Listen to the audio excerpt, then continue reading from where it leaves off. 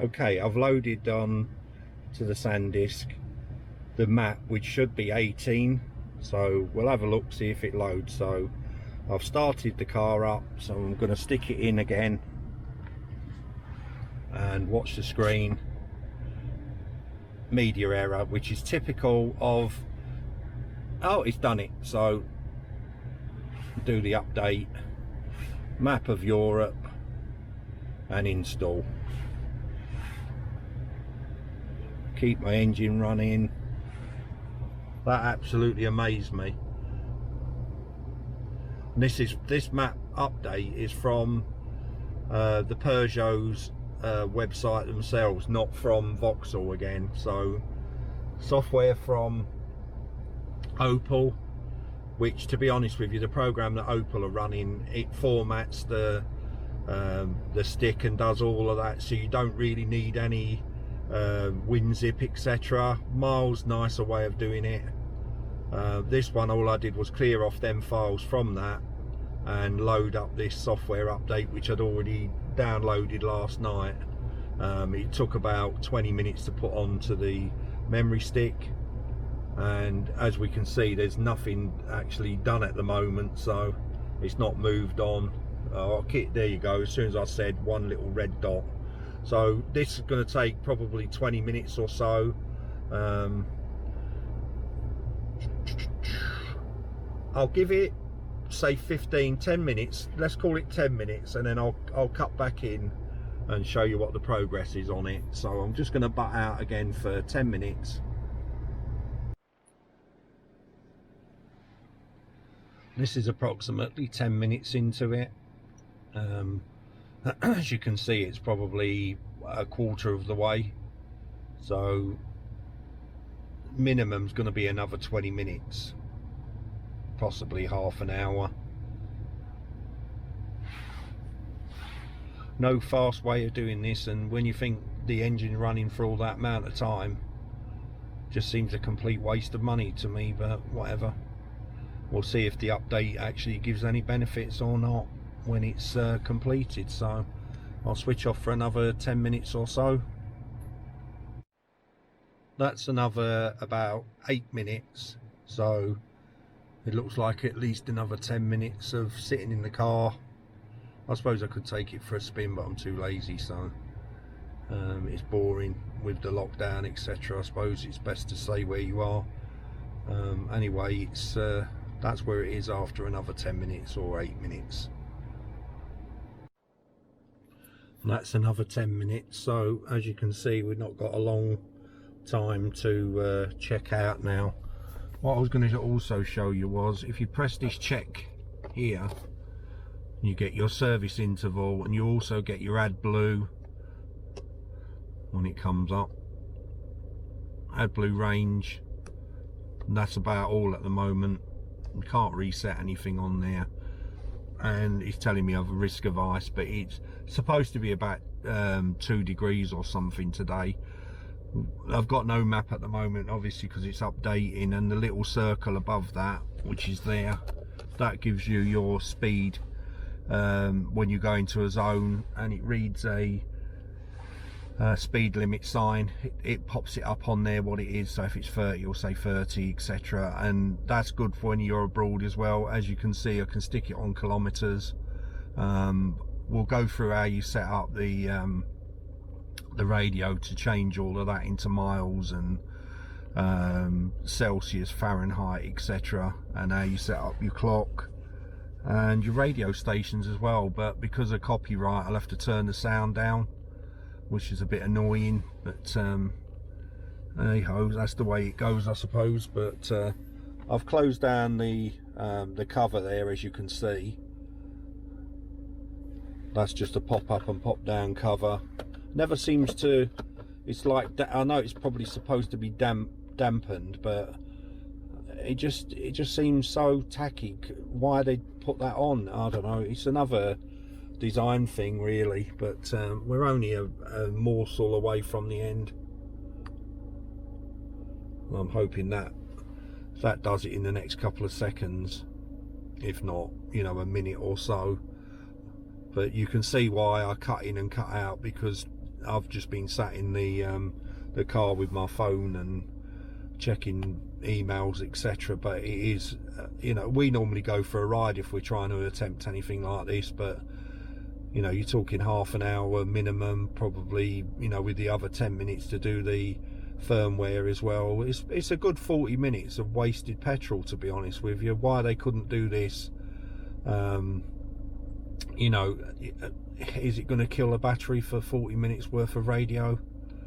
I don't really know. There you go, it's just bleeped at me. So system requires a restart, yes to that. So off it goes again. The good news is I'll be able to turn. You see my map zones returned here as well.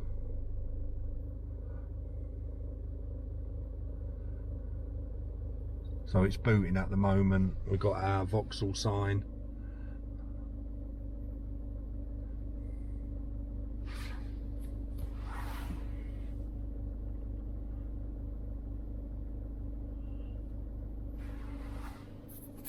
And if we go navigation, they're still booting up, by the way. Loading. I could tell it was still loading because I've got no map in the zone on the other little screen. There we go.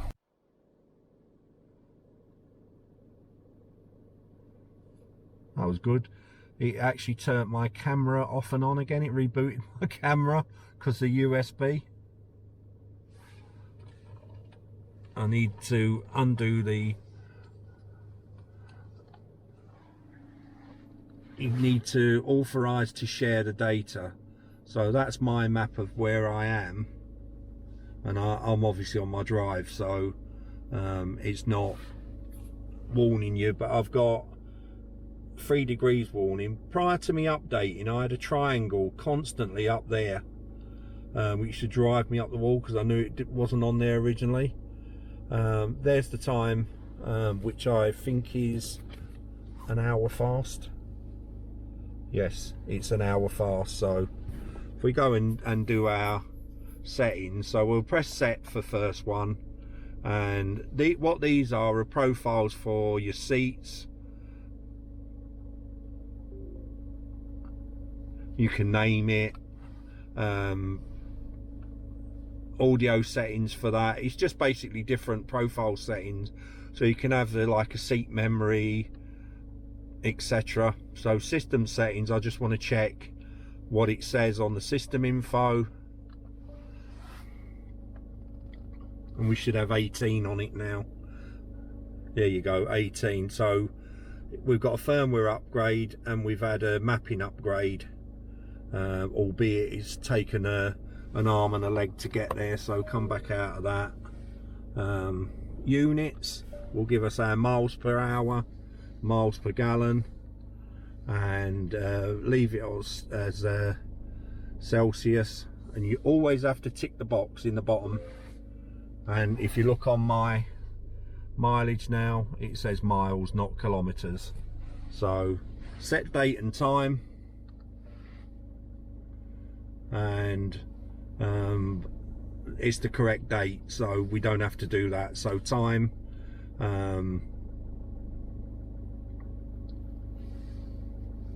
synchronize with GMT.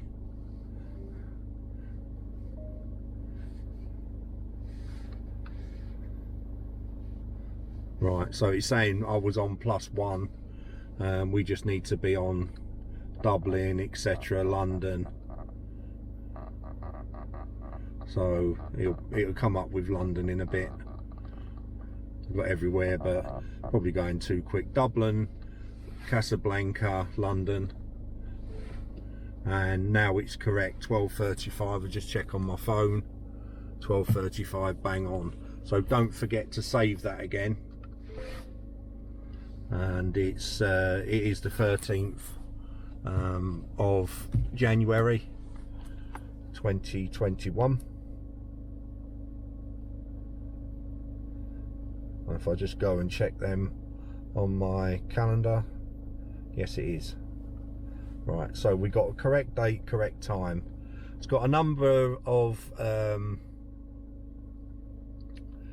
different settings as well on here. We'll go into screen configuration, automatic scrolling, brightness level. You can turn it right up and down, basically, and down. Mid-range is fine for me. I haven't got a problem seeing that. So setting the profiles, you can give it a name. So profile 1, you can call it, you know, Pete's driving, Julie's driving, you know, Samantha's driving for your free profiles. And then you've got your common profile, which will be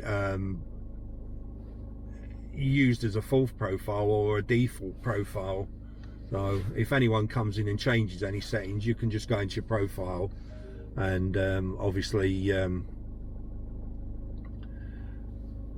just press your profile, will go back to your profile, so your seats will move to where you are. We'll go to the car one next. So blind spot monitoring, that's on. What that does is, when you get a car comes into your blind spot and your mirror, so you can't really see, you get a little coloured circle comes up on the mirror. It's quite useful, to be honest with you, and I'll leave that on. And the vehicle settings, we've got vehicle access, if you have a look at that. So I have it to unlock driver's door only off, unlock boot only off, motorized tailgate door is on, because obviously I want that to power itself up and down. And then I've got hands-free tailgate access.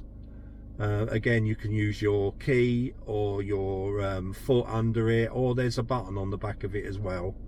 So there's 3 ways of opening the back door. So you know, it's quite good that way. Safety, right, speed recommendation, it basically tells you if you're going too quick over. There you go, information. You see, I don't know if you can read all that. It says activates the display of the speed limit and allows appropriate speeds to be set for the cruise control or speed limiter. So if you're coming into a 50, it will go down to 50, etc. Activate safety brake. What that is as I said before, I've had it myself where I thought I was in reverse and I was in first gear, and it slams the brake on and won't let you, basically stalls the engine, etc. But it doesn't tell you you're trying to go into something. It'll bring up the warnings of the you know, like the front will show that you're too close to a wall, for argument's sake. Mirror adaptation in reverse is, if you can see that, I'll put my car in reverse now. You see the mirrors go down, and then that's telling me that I'm close to the wall on the left, and I've got a problem with the right. That's what comes up when you go into your brake problem. So if, for argument's sake, you're going to hit a wall because you're going forward instead of back, that's what the safety brake does. Rear wiper in reverse, what that is if your wipers are on at the front and you go into reverse, then the rear wiper will wipe on its own regardless of where the stalk settings are, which can be quite useful. I've used it a few times. It comes on sort of randomly, to be honest. You know, sometimes it seems to work perfectly and sometimes it doesn't. And then you've got a driver attention warning. What it does is it monitors you if you haven't moved in your seat, etc. after a certain time. Then it will just beep at you to try and wake you up. If you're that tired anyway, you should stop, as you know. And then comfort, guide me home lighting, welcome lighting, and mood lighting. It's got mood lighting is the best way I can show you. If I switch on in the doors, and it needs the lighting on. It doesn't need the lighting on at the moment. So what happens is you get lights in the doors and around on there. Welcome lighting is the lighting, like you've got puddle lights underneath the mirrors, and get me home lighting, it leaves the headlight on for a while, 30 seconds or so till you get in your door. And that's basically that. The middle one, Android Auto, if you plug your phone into that, you can use maps, etc. You can use your phone through it. That's what I tend to use on the maps, because the navigation itself, I don't know about this one at the moment, but it doesn't tell you about speed cameras, you know, and other sort of warnings on the road, which I think for you know, a modern system's pretty naff, to be honest with you. So I tend to use the Android, which tells you everything. It tells you, you know, I've even had it tell me where, you know, ask me if we got reports of, say, a speed camera on a bridge on a motorway, is it still there, yes or no? I've had that before, which sort of, yeah, I've never seen, you know, the speed camera on the bridge doing that, but somebody probably has got spooked and reported it. We got basically settings on the menu for the navigation. What the north is it keeps showing you the north, so the map always shows north. I prefer perspective view, so as you're driving, it shows you that. You can turn your buildings on and off and terrain on and off. So turn the buildings on, you start seeing the buildings jumping out, and terrain, there you go, and that's what it looks like day and night. Automatic zoom settings, alerts, so you've got advise of car parks, filling stations, risk areas, proximity of position 1 and 2. Risk area alerts has got a sign on there, so that's the sign that I had that I couldn't get rid of before. So look on the map, you got allow declaration of danger zones, that's basically you can report it. Guidance to final destination on foot, not really needed. Authorized sending of information, yep, no problem with that. Waypoint, scribe, I can't see anywhere where you switch on and you switch off again. You know, they're calling it danger points, but it's not danger points, it's a safety thing, in my opinion. I want to see if my destinations has come up, as it saved it. No, so I need to put all that in anyway, and I'm not doing that on camera for obvious reasons. You might come around, pay me a visit and duff me up, but I'm going to end this video on this one now. Got there in the end, and you can see over the course of this video it's showing me at 152.50, so it's quite a long-winded video that I might break down. I might edit quite a bit out of yet, but it's, you know, it's a pain basically that it takes so long for something that is trivial, really, isn't it? You know, you should be able to do this without running your engine for hours and hours and wasting time going in and out with especially using the Vauxhall software that just doesn't work, and they don't seem to care. A manufacturer can walk away from their responsibility. It's supposed to be 4 updates a year. This car's a 2018 on a 68 plate, so it's only just gone 2 years old. It's 3 years in July or September, something like that, July, August time this year. So it's not even 3 years old, and they don't want to know. But you know, it's through word of mouth that people decide whether they want to buy one of these cars or not. You know what I mean? It's if you do your homework, which most people are doing nowadays, you can quite easily say, well, you know, the backup's not there, I'll look elsewhere. And if you go on different forums for different cars, it gives you an idea of what to buy. Like I say, as a car, I've only had a couple of little issues, nothing major, and I can't really sort of have a bad word about the car. It's a great car, it's a nice roomy car, it goes well, and sitting on the motorway doing the speed limit, woof, it's fantastic, it really is. So you know, I'll end this now anyway, and hopefully people have gained some knowledge, or you know, drop me a comment on it. If I can answer a question, I will do. you know, good luck anyway with your Vauxhall.